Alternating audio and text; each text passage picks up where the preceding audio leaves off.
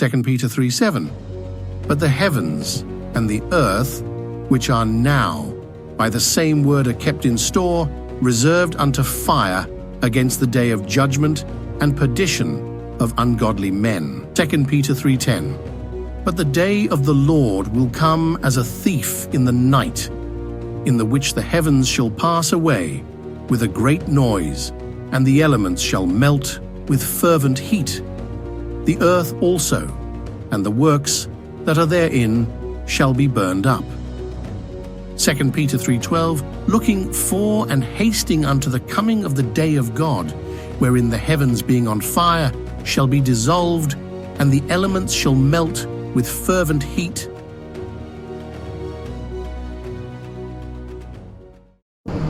Thousands of people have been evacuated, homes and livelihoods destroyed, tourist holidays cancelled, and almost a week since they began, the wildfires on the island of Rhodes rage on.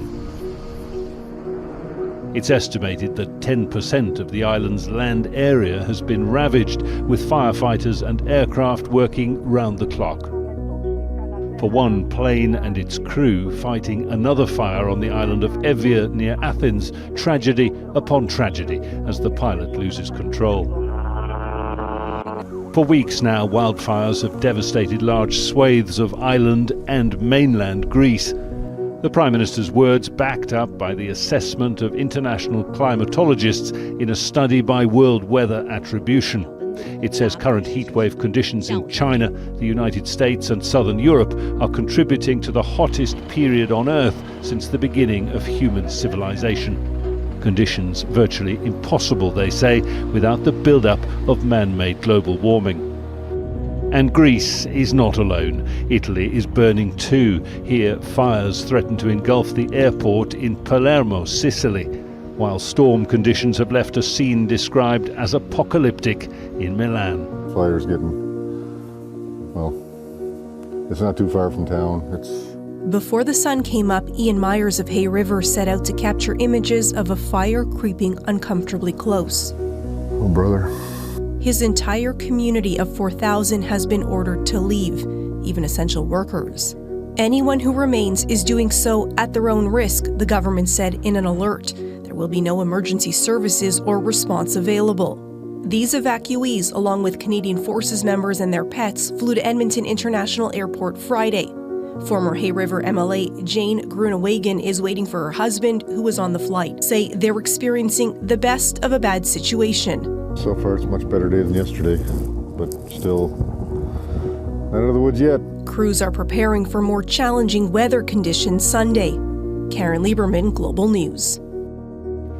Those wildfires are among hundreds that are raging across Western Canada. And even if you aren't close to an active fire zone, chances are you're still feeling the effects because smoke is blanketing wide swaths of this country. It's particularly bad in the west. An air quality advisory is back in effect for Vancouver, and it's expected to remain for a few days. In BC, more central Okanagan evacuees are getting back to their neighborhoods as evacuation orders lift and firefighters gain the upper hand. There were more than 10,000 homes under evacuation orders there last week, and now that number's down to around 3,400. In West Kelowna, bearing the brunt of the large McDougall Creek fire, 900 people were able to return home Friday. But with news of some neighborhoods being decimated, uncertainty remains for many evacuees who are still in limbo. Sigh, although very cautiously, have faced a wildfire of historical proportions. Our community in many cases has been devastated, but just 9 days in, we're well into re-entry and recovery. Last week, 3 wildfires forced people from their homes near Kelowna. 2 of them are now considered held, but there's still the massive McDougall Creek wildfire that remains out of control. 3,000 homes in West Kelowna and the surrounding areas are still under an evacuation order as fire crews battle that blaze.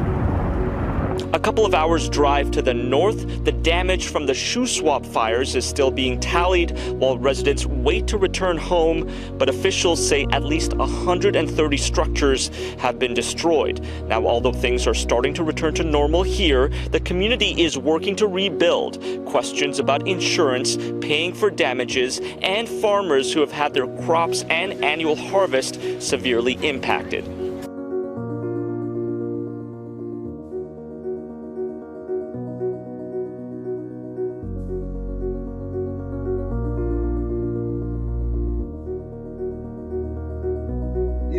The whole city is on fire. Sacramento native Adam Marzell was born and raised in Carmichael, but also calls Lahaina home thanks to his family gas station business. I grew up going to Hawaii and going to Lahaina, going up and down Front Street. But sadly, the fires are destroying and threatening what Adam's family and so many others have spent generations building. It was called Lahaina, Texaco. It was right on the highway at Papalau Street, and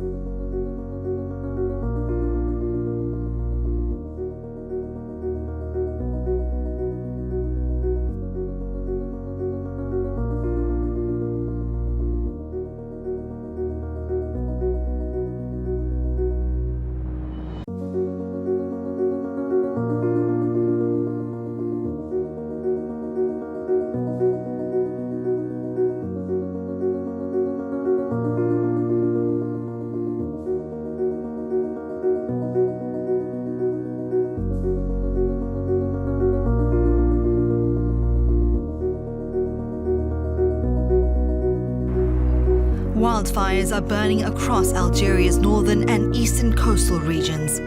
Firefighters and military aircraft are battling to control dozens of blazes in forests and agricultural areas. The extreme heat and high winds have made it harder for emergency crews to contain them. As flames burnt into the night, an orange glow shrouded the mountainous Kabylie region. Fires spread to residential areas, sweeping through several villages.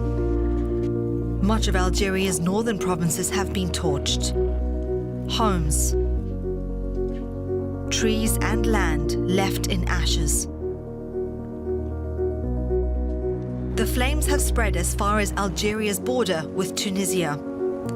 Some residents tried to salvage what they could, but others were only able to watch from a distance as their livelihoods were destroyed. The fires have forced people to evacuate, many trying to flee by land and sea to reach safety. The fire season in both Algeria and Tunisia has been particularly bad this year, with blistering temperatures reaching 48 degrees Celsius, much of it exacerbated by a heat wave that's broken records in several Mediterranean countries. An investigation is underway to find out what caused the latest outbreak. Meanwhile, efforts continue to put out the flames, but it's a race against time as more hot weather is expected in the coming days.